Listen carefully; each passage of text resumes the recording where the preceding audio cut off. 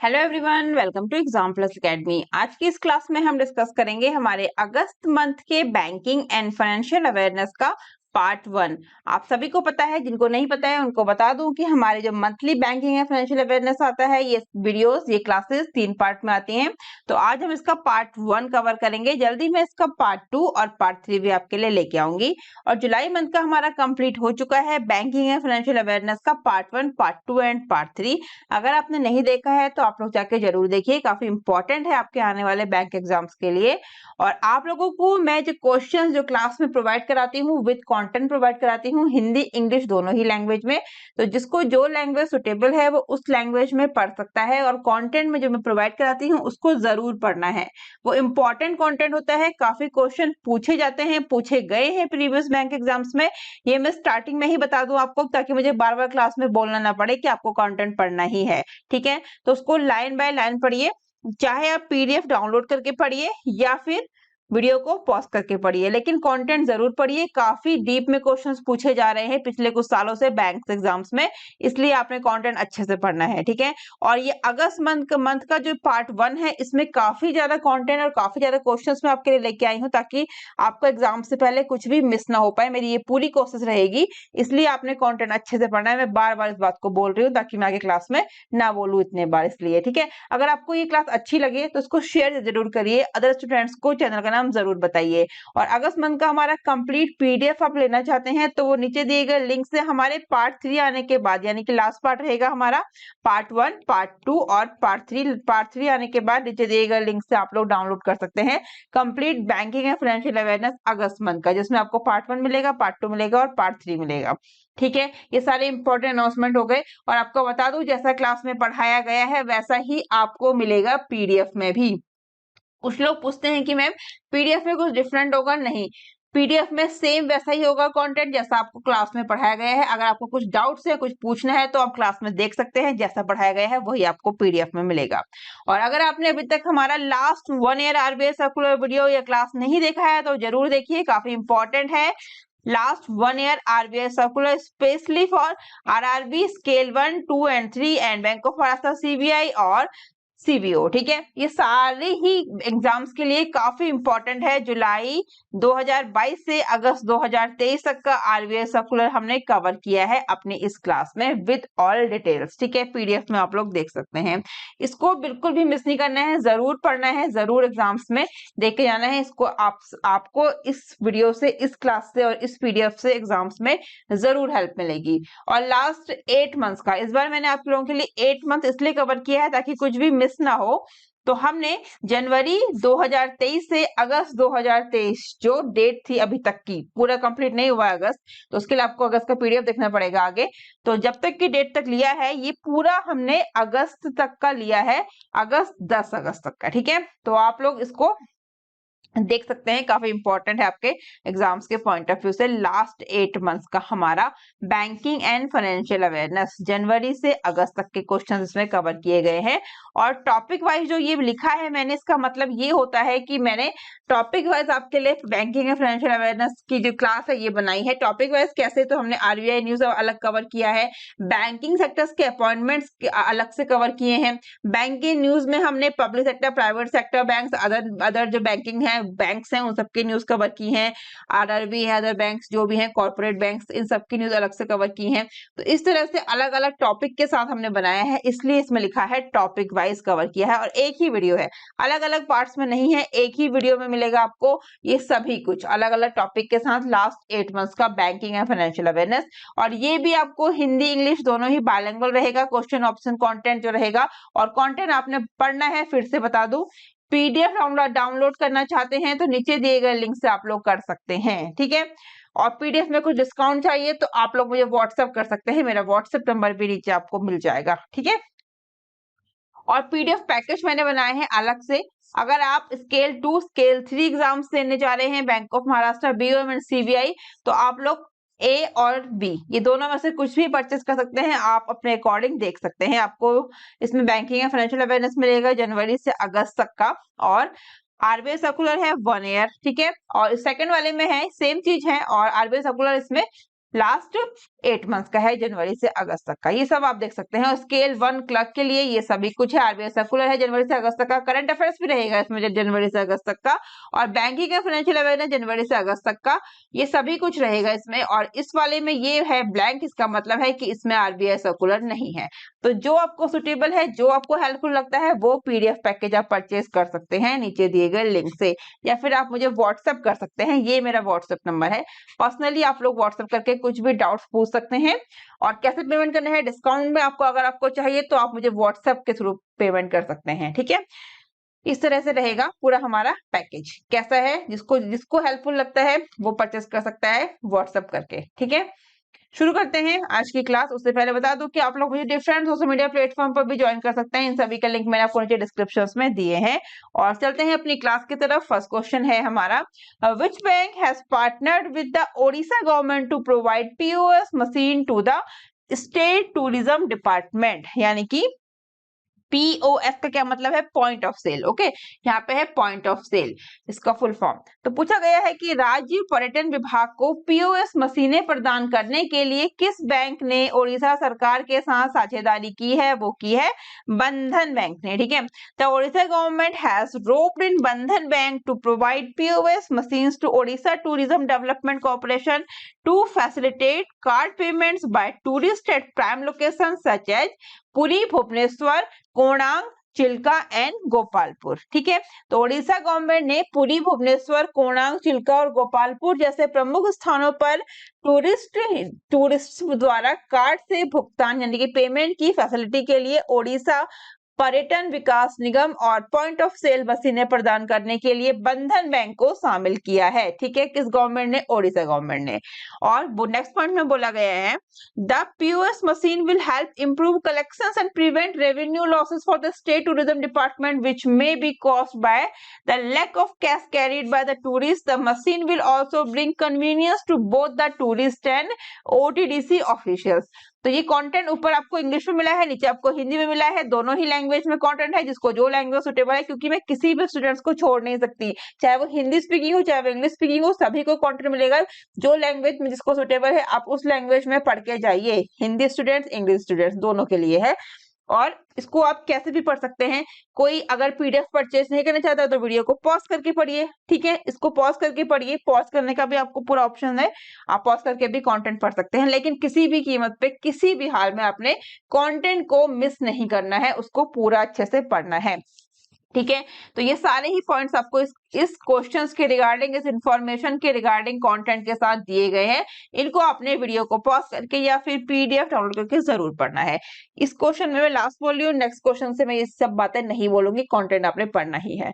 Same पढ़ाया गया है, ऊपर ब्लैक में इंग्लिश, नीचे रेड में हिंदी। इस पॉइंट में क्या बोला गया है, the initiative alliance with the nation's vision of becoming a cashless economy, Bandhan bank is planning to launch UPI services soon. Bandhan Bank has been an important market player in Odisha over the years with around 150 banking outlets in the state. The bank currently serves more than 3 crore customers through more than 6,100 banking outlets across 34 states and union territories in the country. चलेंगे next question पे। क्या बोला गया है इसमें, next question में बोला गया है, what does gold, GOLD stands for the India's first life insurance plan name. Right answer इसका क्या हो जाएगा, क्या पूछा गया है कि गोल्ड GOLD क्या करता है, इंडियाज फर्स्ट लाइफ इंश्योरेंस योजना के नाम में क्या शामिल है, ये पूछा गया है। ठीक है, क्या राइट आंसर हो जाएगा इसका, guarantee of life dreams is the right answer of this question. बोला गया है, gold plan launched by India's first life insurance, this is a product that offers regular long term income to the policy holders with flexible premium paying terms and 3 income option। बोला गया है कि gold India first life insurance द्वारा शुरू की गई योजना है। ये ऐसा प्रोडक्ट है जो क्या बोला गया है इसके बारे में, फ्लेक्सिबल प्रीमियम पेमेंट शर्तों को और 3 आय ऑप्शंस के साथ पॉलिसी होल्डर को नियमित दीर्घकालिक यानी कि लॉन्ग टर्म इनकम प्रदान करता है। गोल्ड इसका नाम है और फुल फॉर्म है इसका गारंटी ऑफ लाइफ ड्रीम्स। ठीक है, guarantee of life dreams is the full form of gold. यहाँ पे पूछा गया है कि क्या है gold stands for, guarantee of life dreams, ठीक है। The plan is non linked and non participating individual life insurance plan which means it is not affected by market fluctuations and does not participate in the profit or losses of the company। ये योजना एक गैर linked और गैर भागीदारी वाली व्यक्तिगत जीवन बीमा योजना है, जिसका अर्थ यह है कि यह बाजार के उतार चढ़ाव से प्रभावित नहीं होती है और कंपनी के प्रॉफिट या लॉस में भी कोई पार्टिसिपेट नहीं करती है, ठीक है। इसी क्वेश्चंस के रिगार्डिंग अदर इंपॉर्टेंट पॉइंट आप देख सकते हैं, ऑप्शंस के साथ आपको मैंने दिए हैं, सॉरी पॉइंट वाइज दिए हैं, कहना चाह रही थी मैं, कंटेंट आपको, आप इसको जरूर देखिए। हम चलेंगे हमारे नेक्स्ट क्वेश्चन पे। पूरा डिटेल्स में आप लोग कंटेंट इसलिए पढ़िए क्योंकि देखिए इस फर्स्ट पॉइंट में अगर आप देखेंगे तो क्या बोला गया है, the plan offers the choice of premium paying terms of 6 years, 8 years, 10 years for a policy terms of 30 years और 40 years। The minimum premium amount is rupees 4,176 per month, ठीक है। इससे आपको पता चल गया ना कि ये जो योजना है ये 30 वर्ष से 40 वर्ष की पॉलिसी अवधि के लिए 6 वर्ष, 10 वर्ष, 8 वर्ष की प्रीमियम पेमेंट शर्तों का विकल्प प्रदान भी करती है और इसकी प्रीमियम अमाउंट जो है वो कितना है प्रति माह, 4,176 रुपये। इस तरह से आपको डिटेल्स में पूरी इंफॉर्मेशन मिलेगी। तो क्वेश्चन किसी भी तरीके से आएगा, अगर आपसे अमाउंट पूछ लिया जाएगा प्रीमियम अमाउंट, तो आप आंसर कर पाएंगे। इसी तरह के इसीलिए मैं आपसे हर क्वेश्चन में बोलती हूँ, हर वीडियो में बोलती हूँ कि कंटेंट किस लिए इंपॉर्टेंट है। इसीलिए कंटेंट इंपॉर्टेंट है क्योंकि जो मैंने आपसे क्वेश्चन बनाया है इस तरह से एमसीक्यूज फॉर्म में, जरूरी नहीं है कि आपसे गोल्ड का ही फुल फॉर्म पूछ ले।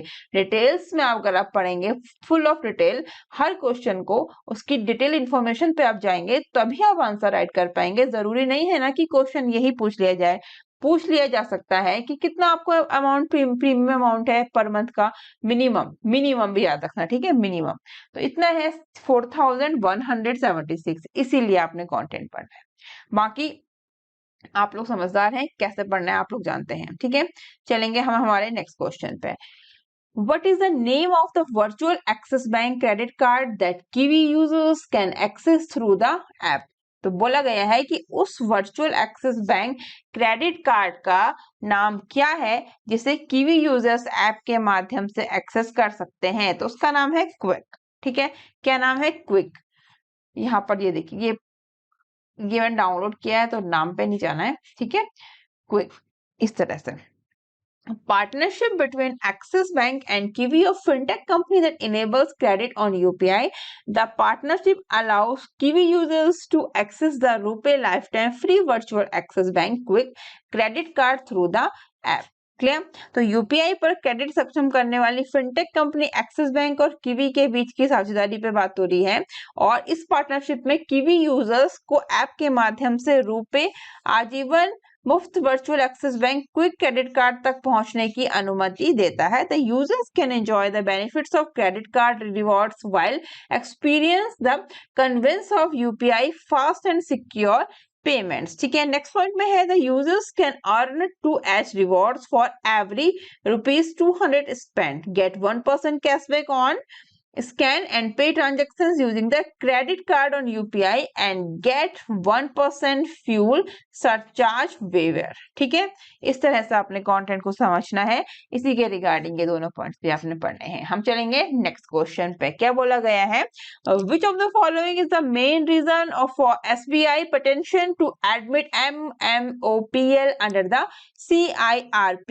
तो CIRP के तहत MMOPL को स्वीकार करने की SBI की याचिका का मुख्य कारण निम्न में से कौन सा है? तो वो है to take over the management and operations of MMOPL। क्या है? To take over the management and operations of MMOPL। SBI has filed a petitions with the NCLT, National Company Law Tribunal to Mumbai to admit Mumbai Metro One Private Limited under the Corporate Insolvency Resolutions Process under the Insolvency and Bankruptcy Code IBC.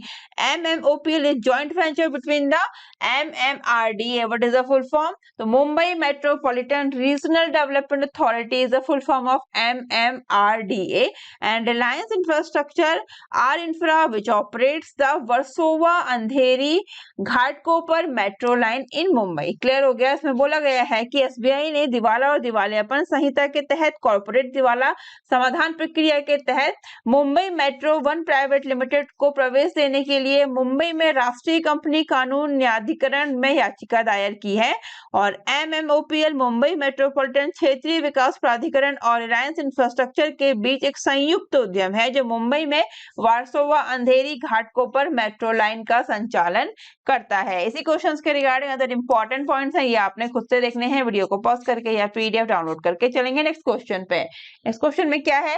What is the name of the fintech company that rewards users for paying their credit card bills on the time and has launched RuPay credit card based UPI payments? बोला गया है कि उस fintech company का नाम क्या है जो यूजर्स को समय पर अपने क्रेडिट कार्ड बिलों का भुगतान करने के लिए पुरस्कृत करती है और रुपे क्रेडिट कार्ड आधारित UPI भुगतान लॉन्च किया है। राइट आंसर क्या हो जाएगा? CRED। ठीक है, CRED इसका राइट आंसर है। CRED क्या है?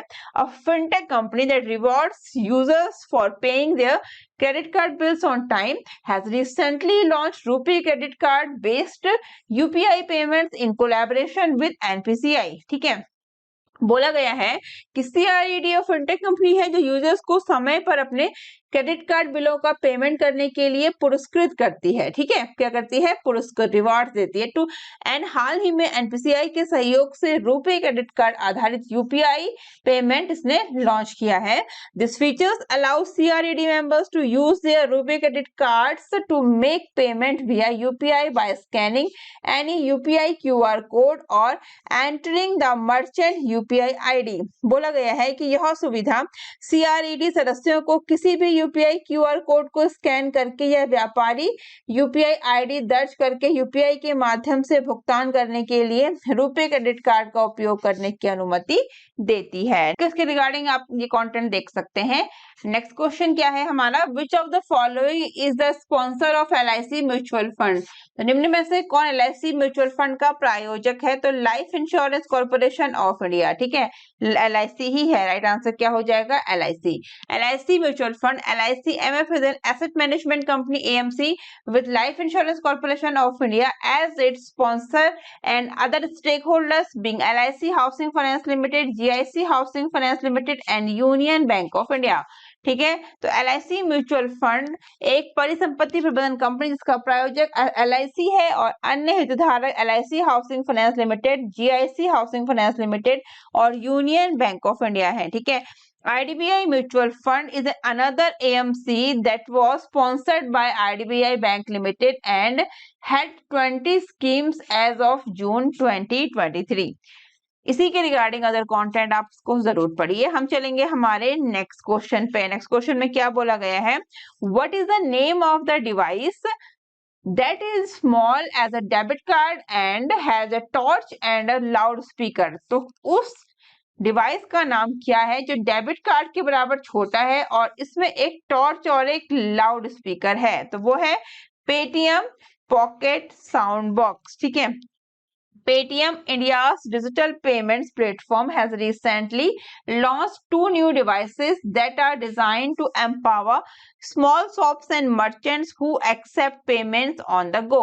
बोला गया है कि क्या बोला गया है? पेटीएम ने हाल ही में 2 नए डिवाइसेस लॉन्च किए हैं जो छोटी दुकानों और व्यापारियों को सुसंगत करने के लिए डिजाइन किए गए हैं। ठीक है, क्या कहेगा? एम्पावर करने के लिए और सशक्त करने के लिए इनको डिजाइन किए गए हैं और ये एक चलते फिरते पेमेंट एक्सेप्ट करते हैं। ठीक है, क्या करते हैं? चलते फिरते ये लोग भुगतान यानी कि पेमेंट स्वीकार करते हैं। This device are called Paytm pocket sound box and Paytm music sound box that are both 4G enabled and offer instant audio payment alerts। Clear? इसी क्वेश्चंस के रिगार्डिंग अदर इंपॉर्टेंट पॉइंट आपने खुद से देखने हैं। हम चलेंगे हमारे नेक्स्ट क्वेश्चन पे। क्या बोला गया है, how many people will benefit from the project in 16 town across Rajasthan.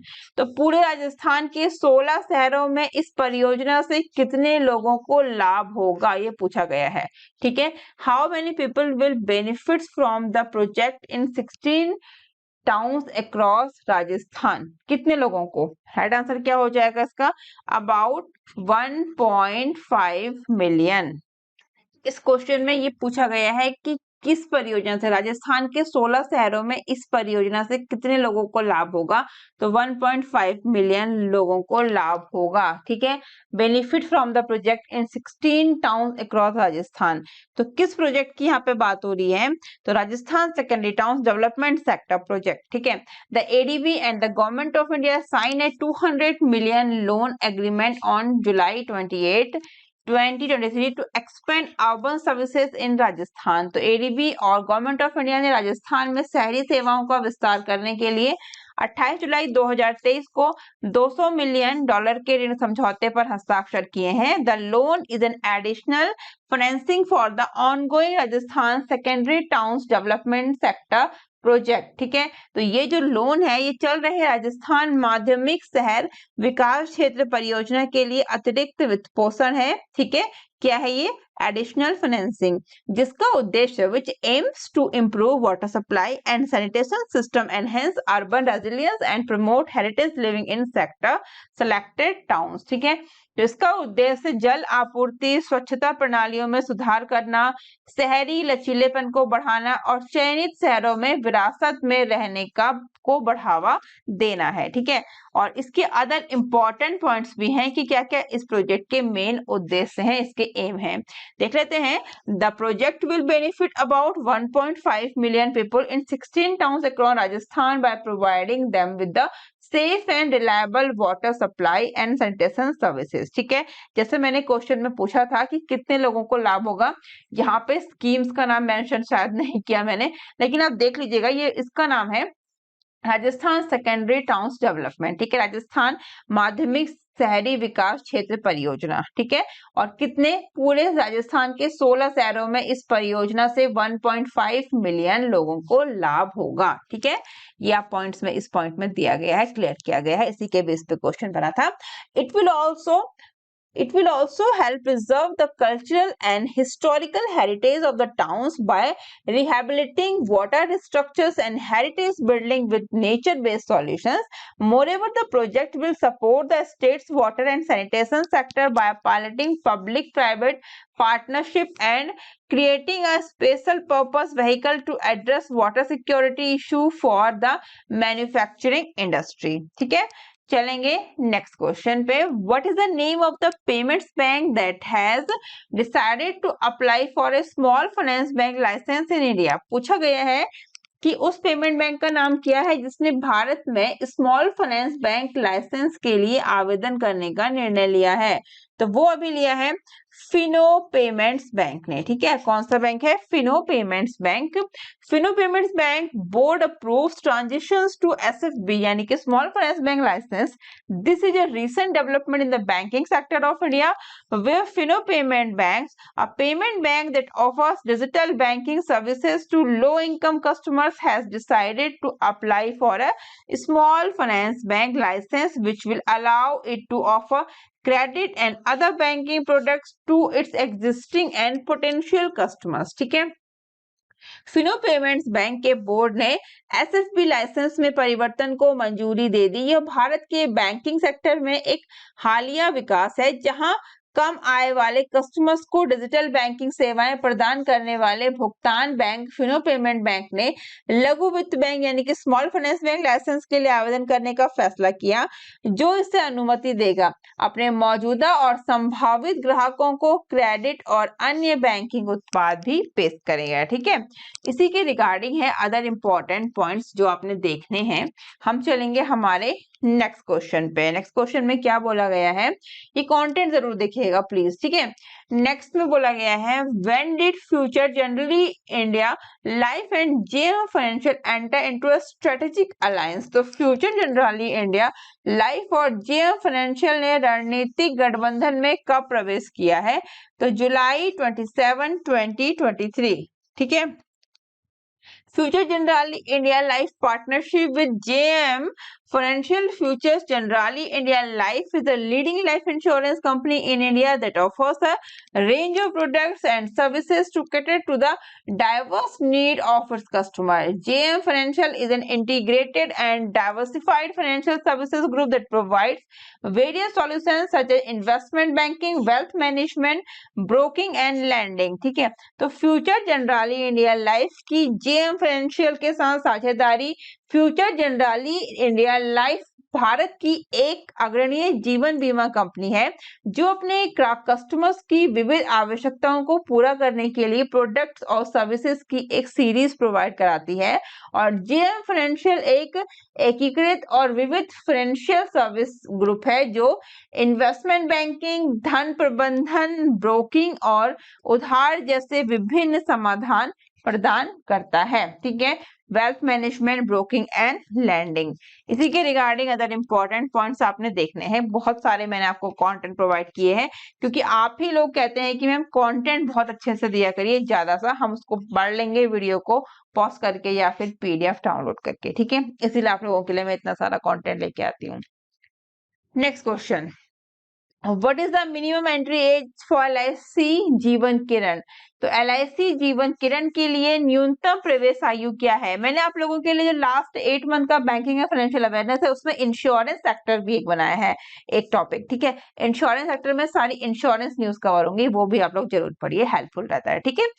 तो उसमें क्या है न्यूनतम आय, वो है आयु 18 वर्ष, ठीक है। LIC Jeevan Kiran a new life insurance policy that offers life cover with premium return. This is a non-linked, non-participating individual saving and life insurance plan that provides financial help to the family in the event of the life assured ultimately death during the policy term and refund the total premium paid in the event of survival to adulthood। Clear?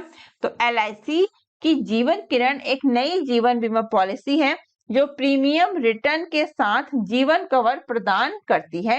यह एक गैर linked, गैर भागीदारी वाली व्यक्तिगत बचत और जीवन बीमा योजना है जो पॉलिसी अवधि के दौरान बीमित व्यक्ति की असामयिक मृत्यु के एक्सीडेंटल डेथ की स्थिति में परिवार को वित्तीय फाइनेंशियल हेल्प प्रोवाइड कराती है और मैच्योर यानी कि वर्षों तक जीवित रहने की स्थिति में भुगतान किए गए कुल प्रीमियम को वापस कर देती है, ठीक है। द मिनिमम एंट्री एज आपसे पूछा था वो है 18 ईयर्स। अगर इसके अलावा क्वेश्चन में आ जाए कि मैक्सिमम कितनी है तो वो है 60 years. Maximum entry age 60 years, minimum है 18 years. The policy term ranges from 10 to 35 years। Clear? इसी क्वेश्चन के रिगार्डिंग अदर इंपॉर्टेंट पॉइंट आपने पढ़ने हैं, ऊपर इंग्लिश नीचे हिंदी, ठीक है। इनको तो मैंने बोलना ही नहीं है क्योंकि पढ़ने ही पढ़ने, बिल्कुल मिस नहीं करने, ठीक है। हम चलेंगे हमारे नेक्स्ट क्वेश्चन पे। नेक्स्ट क्वेश्चन में क्या है?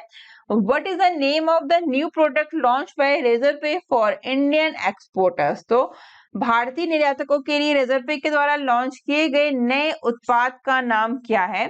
तो मनी सेवर एक्सपोर्ट अकाउंट। क्या है? Money saver export account.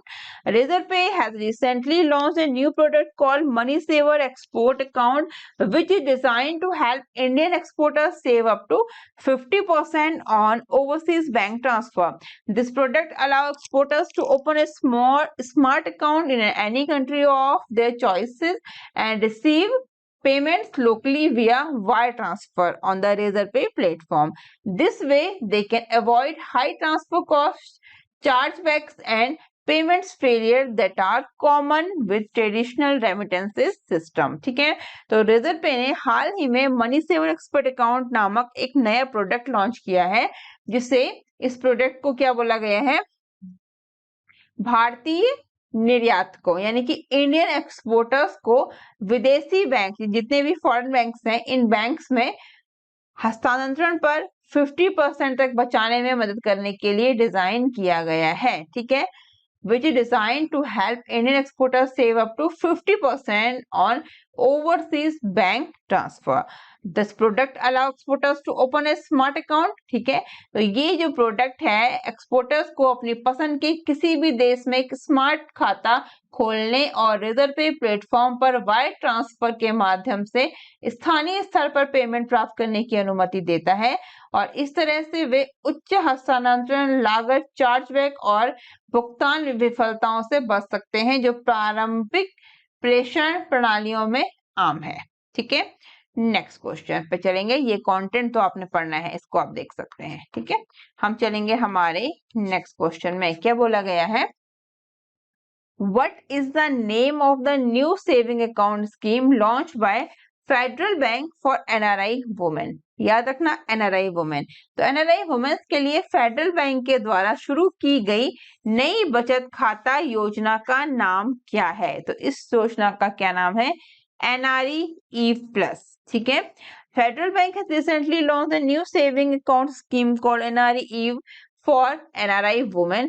This scheme is designed to offer financial freedom and privileges to NRI women who travel frequently and have diverse banking needs. A master NRE Eve Plus debit card with 75,000 daily limit for ATM withdrawal and 4 lakh daily limit for POS shopping with the airport lounge access welcome on board, gifting a yearly birthday rewards. ठीक है, क्या बोला गया है इसमें कि federal bank ने हाल ही में एनआरआई वुमेन्स के लिए एनआरआई ई प्लस नामक एक नई बचत खाता योजना शुरू की है। यह योजना उन एनआरआई वुमेन्स को वित्तीय इंडिपेंडेंस यानी कि फाइनेंशियल इंडिपेंडेंस और विशेषाधिकार प्राप्त प्रदान करने के लिए डिजाइन की गई है जो अक्सर यात्रा करती हैं और जिनकी बैंकिंग रिक्वायरमेंट्स डिफरेंट हैं। Master card NRI E plus debit card जिसमें एटीएम से विड्रॉ के लिए 75,000 दैनिक सीमा और पीओएस शॉपिंग के लिए 4 लाख दैनिक सीमा के यानी कि डेली लिमिट्स के साथ airport lounge access, on board gift देने और वार्षिक जन्मदिन पुरस्कारों का स्वागत है। चलेंगे इसी के नेक्स्ट पॉइंट पे। ये सारे ही पॉइंट्स आपने देखने हैं, जैसे सुटेबल है वैसे। नेक्स्ट क्वेश्चन में क्या बोला गया है? What is the name of the NBFC that HDFC Bank partnered with for co-lending loans to micro enterprises? तो उस NBFC का नाम क्या है जिसके साथ HDFC बैंक ने सूक्ष्म उद्यमों को सह ऋण देने के लिए साझेदारी की है? तो क्या है उसका नाम? द्वारा KGFS। ठीक है, co-lending partnership between HDFC Bank and Dwara KGFS for micro loans. This is a recent development that aims to provide capital to micro business unit operating primarily in the unorganized sector across 10 states in India. ठीक है, बोला गया है इसमें, क्या बोला गया है? माइक्रो लोन्स के लिए एचडीएफसी बैंक और द्वारा केजीएफएस के बीच सह उधार साझेदारी हुई है। यह एक हालिया विकास है जिसका उद्देश्य भारत के 10 राज्यों में मुख्य रूप से असंगठित क्षेत्र में काम करने वाली सूक्ष्म व्यवसायिक इकाइयों को पूंजी प्रदान करना है। Dwara KGFS is a Chennai-based NBFC that focuses on rural lending and financial inclusion. HDFC Bank is one of the largest private sector banks in India with a strong presence in urban and semi-urban areas. Clear? चलेंगे next पे, तब तक आप उसका content जरूर देखिएगा। ये मैं आपको बता दूं इंग्लिश और हिंदी दोनों में है। हम चलेंगे हमारे नेक्स्ट क्वेश्चन पे। नेक्स्ट क्वेश्चन में क्या बोला गया है देख लेते हैं। What is the theme of the state of the art platform that Union Bank of India and IBM India are co-creating? तो उस अत्याधुनिक प्लेटफॉर्म का नाम क्या है जिसे यूनियन बैंक ऑफ इंडिया और IBM इंडिया मिलकर बना रहे हैं? क्या नाम है उसका? नाम है डिजिटल बिजनेस प्लेटफॉर्म। ठीक है, digital business platform. Union bank of India, one of the leading public sector banks in the country, has partnered with IBM India, a renowned technology system integrator, to co-create a state of the art digital business platform. ठीक है, बोला गया है कि देश के अग्रणी सार्वजनिक क्षेत्र के बैंकों में से एक union bank of India India ने एक अत्याधुनिक डिजिटल बिजनेस प्लेटफॉर्म बनाने के लिए एक प्रसिद्ध प्रौद्योगिकी प्रणाली इंटीग्रेटेड IBM इंडिया के साथ साझेदारी की है।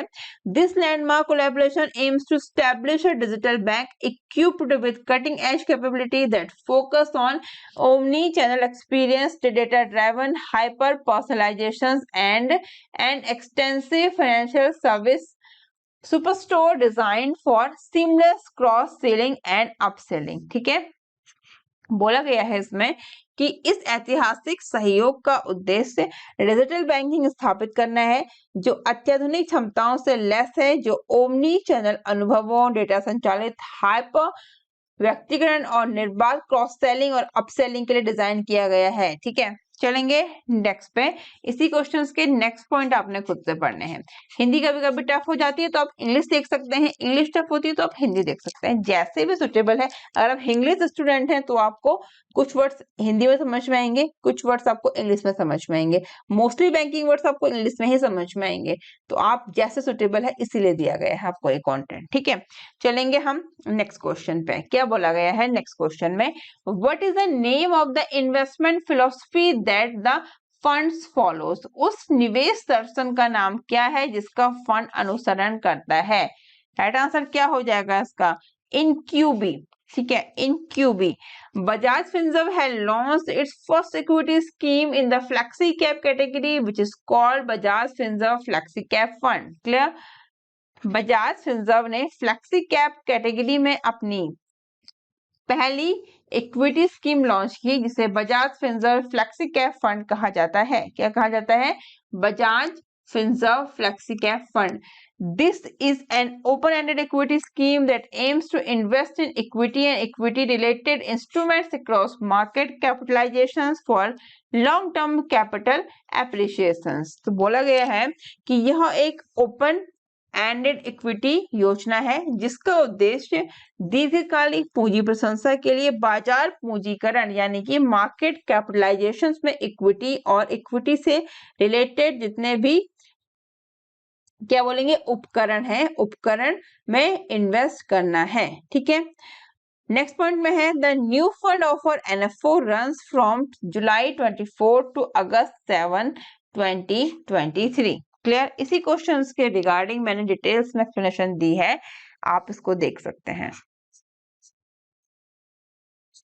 चलेंगे नेक्स्ट क्वेश्चन पे। What is the name of the non-profit organization that HDFC AMC has partnered with for the HDFC Charity Fund for Cancer Cure? तो उस गैर लाभकारी संगठन का नाम क्या है जिसके साथ HDFC AMC ने कैंसर इलाज के लिए HDFC चैरिटी फंड के लिए साझेदारी की है। तो क्या नाम है, इंडियन कैंसर सोसाइटी। ठीक है, Indian cancer society. HDFC charity fund for Cancer Cure is a unique mutual fund scheme that allows you to invest in debt and money market instruments and also donate a part of your income to the Indian Cancer Society for the treatment of underprivileged cancer patient। तो cancer इलाज के लिए HDFC charity fund एक अनूठी mutual fund योजना है जो आपको लोन और मनी मार्केट उपकरणों में निवेश करने की अनुमति देती है और वंचित कैंसर रोगियों के इलाज के लिए अपनी आय का एक हिस्सा भारतीय कैंसर सोसाइटी को दान करने की भी अनुमति देती है। HDFC AMC will match your donations with an equal amount subject to limit of ₹16 crore पर फाइनेंशियल ईयर। HDFC AMC आपके दान का बराबर राशि प्रतिवर्ष 16 करोड़ रुपए की सीमा के अधीन से मिलान करेगी। और ये अदर पॉइंट आप देख सकते हैं। नेक्स्ट क्वेश्चन में क्या बोला गया है, नेक्स्ट क्वेश्चन है what is the full form of KSUM। KSUM का फुल फॉर्म क्या है, तो केरला स्टार्टअप मिशन। आपने सुना होगा Kerala startup mission MOU signed by KSUM and IFSCA to support fintech and tech fin firms। ठीक है, Kerala startup mission is Kerala government's nodal agency for entrepreneurship development and incubations activities in the state। ठीक है, तो fintech और टेकफिन फर्मों को समर्थन करने के लिए KSUM और IFSCA SCA द्वारा समझौता ज्ञापन पर हस्ताक्षर किए गए। और KSUM राज्य में उद्यमिता विकास और उष्मायन गतिविधियों के लिए केरल सरकार की नोडल एजेंसी है। International Financial Services Center Authority is a statutory body established in 2020 to develop and regulate financial products, financial services, and financial institutions in the country. International Financial Services Center. ठीक है, other important point आपने खुद से देखने हैं। हम चलेंगे हमारे नेक्स्ट क्वेश्चन पे। नेक्स्ट क्वेश्चन में क्या बोला गया है, What is the name of the regulator of natural gas sector in India? तो भारत में नेचुरल गैस सेक्टर के नियामक का क्या नाम है? तो PNGRB। ठीक है, option B PNGRB is the right answer. Full form क्या हो जाता है इसका? Petroleum and natural gas regulatory board is the full form of PNGRB. Collaboration between PNGRB and World Bank to develop a roadmap for hydrogen blending in natural gas. Hydrogen is considered to be a clean and renewable energy source that can help reduce greenhouse gas emission and enhance energy security. PNGRB is the Petroleum and Natural Gas Regulatory Board, which is the regulator of the natural gas sector in India. The World Bank is an international financial institution that provides loan and grant to low and middle income countries for various development projects. PNGRB and World Bank have joined forces to prepare a comprehensive roadmap for hydrogen blending in natural gas and their transmissions through gas pipelines in the country. Next question पे क्या बोला गया है? Razorpay launches first international payment gateway in, कहाँ पे किया गया? Singapore, Nepal, Malaysia, Canada. तो Razorpay ने पहला अंतरराष्ट्रीय भुगतान गेटवे लॉन्च किया है, वो किया है मलेशिया में। Malaysia is the right answer. India's renowned fintech giant and leading full-tech stack payment and businesses banking platform Razorpay has made a significant announcement regarding its first-ever international payment gateway for the Malaysian market, as it acquires Malaysian fintech startup Kerlek for $20 million, which has been rebranded as Kerlek by Razorpay. बोला गया है इसमें कि भारत की प्रसिद्ध fintech दिग्गज अग्रणी full stack payments और बिजनेस बैंकिंग प्लेटफॉर्म रेजरपे ने मलेशियाई बाजार के लिए अपने पहले इंटरनेशनल पेमेंट गेटवे के संबंध में एक महत्वपूर्ण घोषणा की है, क्योंकि इसने $20 मिलियन में मलेशियाई फिनटेक स्टार्टअप करलेक का अधिग्रहण किया है। इसे करलेक बाय रेजरपे के रूप में पुनः ब्रांड किया गया है। The introduction of the Kerlek payment gateway aims to bridge the gap between local and international payment gateway while also addressing the unique digital payments challenges prevalent in emerging markets. ठीक है, चलेंगे next पे। क्या बोला गया है? What is the purpose of the star series symbol on certain bank notes in India? तो भारत में कुछ बैंक नोटों पर स्टार सीरीज चिन्ह का क्या उद्देश्य है? तो इसका उद्देश्य है to identify bank notes that are replacement for defectively printed ones. ठीक है, ऑप्शन बी। बोला गया है bank note with star symbol have recently becomes the subject of discussion on social media platform. तो आपने देखा होगा स्टार चिन्ह वाले बैंक नोट जो काफी देखे होंगे आपने, तो उनको हाल ही में सोशल मीडिया प्लेटफॉर्म पर काफी डिस्कस किया गया है। और RBI issue a press release to clarify that these bank notes known as the star series bank notes are legitimate and have a specific purpose. तो आरबीआई ने अभी एक प्रेस रिलीज किया है, क्या बोला है उसमें कि क्लैरिफाई किया है उसमें कि दीज बैंक नोट्स, जो बैंक नोट्स हैं वो किस तरह से जाने जाएंगे? Known as the star series bank notes. ठीक है, और जिनको जो वैध हैं और इनका एक विशिष्ट उद्देश्य है। The star symbol is added to identify banknotes use a replacement for defectively printed ones in a packet of 100 serially numbered banknotes.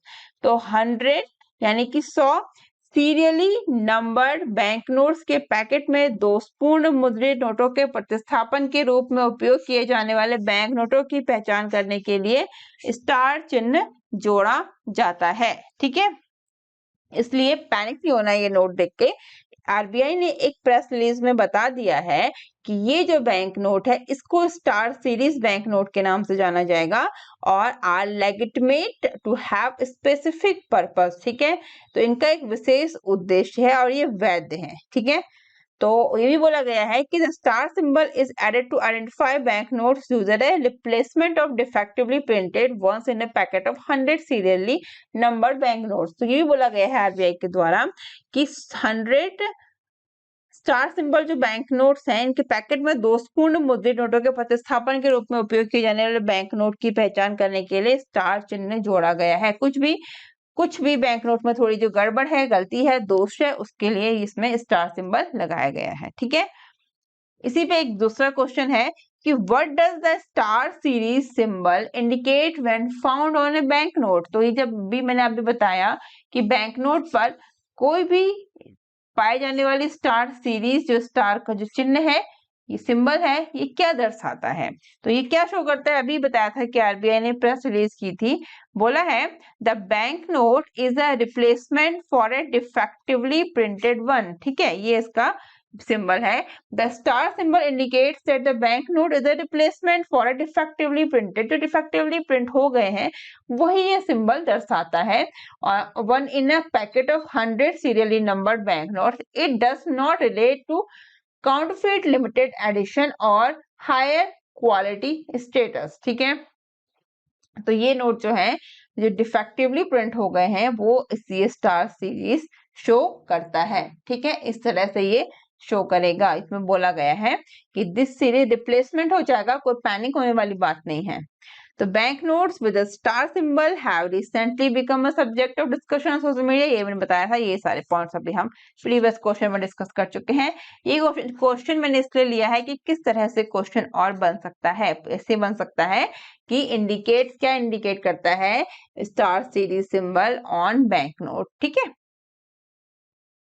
चलेंगे नेक्स्ट क्वेश्चन पे। क्या बोला गया है नेक्स्ट क्वेश्चन में, in CRISIL corporate banking ranking for 2023, which bank overtook State Bank of India to secure the top spot in large corporate banking।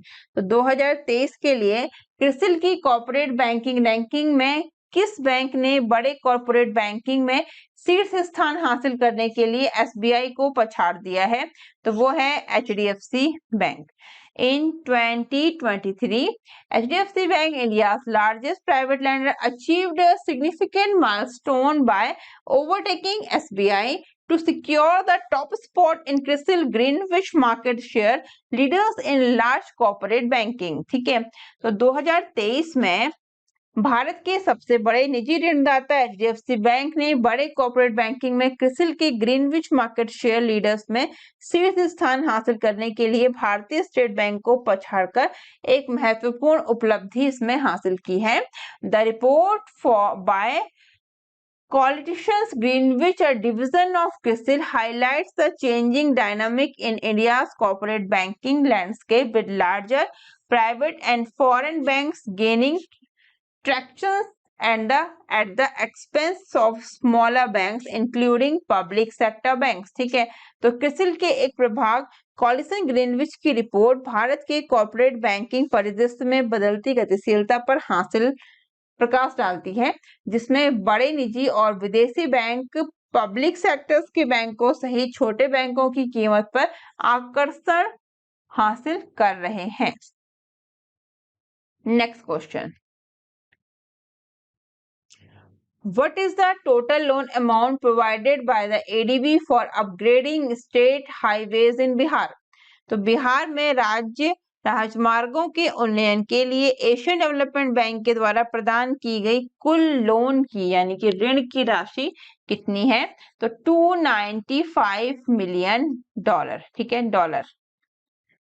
The Indian government and ADB have joined hand once again to enhance infrastructure in Bihar। तो बिहार में बुनियादी ढांचे को बढ़ाने के लिए भारत सरकार और एडीबी ने एक बार फिर हाथ मिलाया है। Through a $295 million loan, the project aims to upgrade approximately 265 kilometers of state highways in Bihar, incorporating climate and disaster resilient designs and road safety measures। $295 million के ऋण के माध्यम से इस परियोजना का लक्ष्य बिहार में लगभग 265 किलोमीटर राज्य राजमार्गों को उन्नत करना है, जिसमें जलवायु और आपदा लचीले डिजाइन और सड़क सुरक्षा उपाय भी शामिल है। The initiative alliance with the Bihar government vision to improve all state highways to standard 2-lane width and prioritize road safety. Clear? Next question क्या बोला गया है? How many special rupee vostro account did RBI permit for opening from partner bank in 22 countries? ठीक है, क्या मतलब है? RBI ने 22 देशों में साझेदार बैंकों से कितने विशेष रुपया वॉस्ट्रो खाते यानी कि एसआरवीएस खोलने की अनुमति दी है? ठीक है, 92 is the right answer. The RBI has taken a pivotal step by permitting 20 banks operating in India to open 92 special rupee Vostro accounts with partner banks from 22 countries. तो आरबीआई ने भारत में कार्यरत 20 बैंकों को 22 देशों के साझेदार बैंकों के साथ 92 विशेष रुपया वॉस्ट्रो खाते खोलने की अनुमति देकर एक महत्वपूर्ण कदम उठाया है. This allows exporters and importers from these nations to conduct trade transactions in domestic currencies, facilitating smoother and more efficient trade practices. ठीक है, यह इन देशों के निर्यातकों और आयातकों को घरेलू मुद्राओं में व्यापार लेन देन करने की अनुमति देता है, जिससे आसान और अधिक कुशल व्यापार प्रथाओं की सुविधा मिलती है. नेक्स्ट क्वेश्चन में क्या है? What advantage do vostro account offer to foreign banks and correspondent bank? तो वॉस्ट्रो खाते विदेशी बैंकों और कॉरेस्पॉन्डेंट बैंकों को क्या लाभ प्रदान करते हैं? Reduce foreign exchange risk. ठीक है, Vostro account offer advantages like improved liquidity management, reduce foreign exchanges risk and enhance transparency in cross-border transactions. However, option B, C, D and E are not typical advantage associated with Vostro accounts. बोला गया है कि Vostro खाते बेहतर तरलता प्रबंधन, कम विदेशी मुद्रा जोखिम और सीमा पार लेन देन में बढ़ी हुई पारदर्शिता जैसे लाभ प्रदान करते हैं. हालांकि विकल्प बी, सी, डी और ई वॉस्ट्रो खातों से जुड़े विशिष्ट लाभ नहीं है. Next, what is the purpose of a vostro account? Vostro account का उद्देश्य क्या है?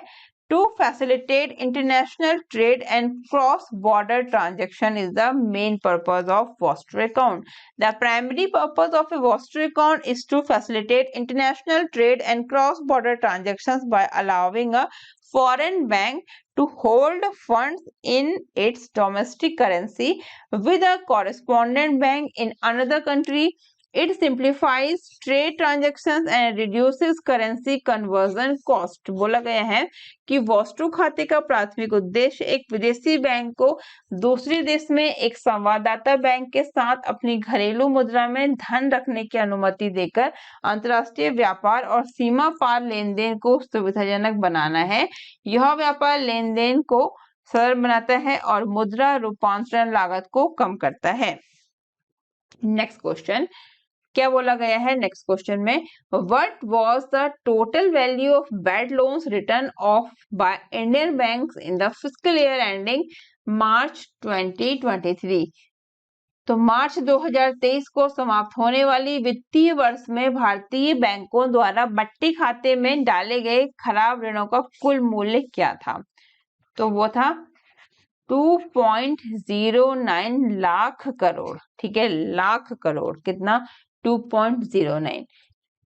मार्च 2023 को समाप्त होने वाले वित्तीय वर्ष में भारतीय बैंकों ने 2.09 लाख करोड़ रुपए की राशि के खराब लोन, ठीक है, बैड लोन बोलेंगे इसको, बैड लोन माफ कर दिए, जिससे पिछले 5 वर्षों में बैंकिंग सेक्टर द्वारा कुल लोन जो माफ किया है वो 10.57 लाख करोड़ रुपए हो गया है.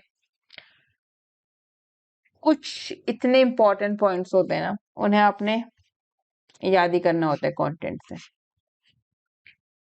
समझ में आ गई कि in the fiscal year ending March 2023 Indian banks wrote off bad loans amounting rupees 2.09 lakh crore, bringing the total loan write-off by the banking sector to rupees 10.57 lakh crore in the past 5 years, ठीक है। ये loan माफ करते करते कितना हो गया 5 सालों में? 10.57 लाख करोड़ हो गया है।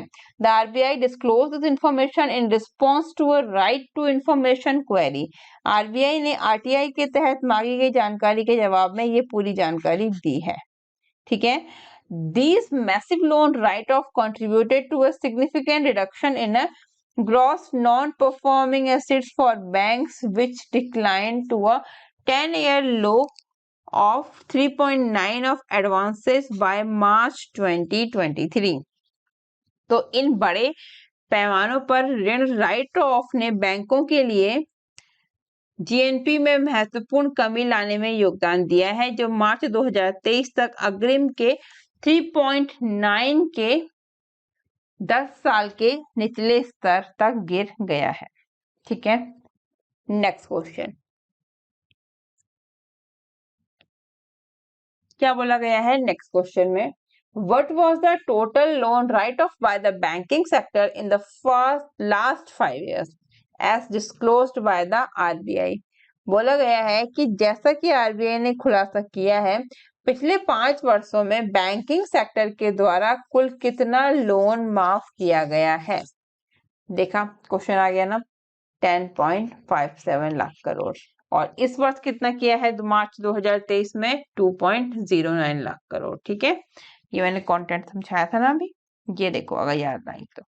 ये बताया था 10.57 लाख, ये बताया था टोटल 5 सालों में, और इस बार 2.09 लाख करोड़, ठीक है, मार्च 2023 क्लोजिंग के साथ ही। क्या बोला गया है?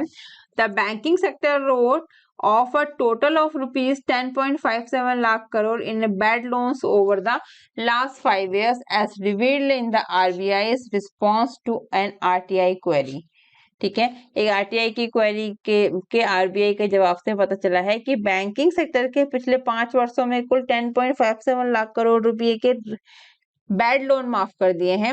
In the last 5 years the total loan rights of by the banking sector stood at rupees 10.57 lakh crore in the Indian Express reported citing and RTI responses from the central bank. A loan is classified as an NPA, ठीक है, as an NPA when the repayment of the principal amount or the interest remains outstanding for a period of 90 days.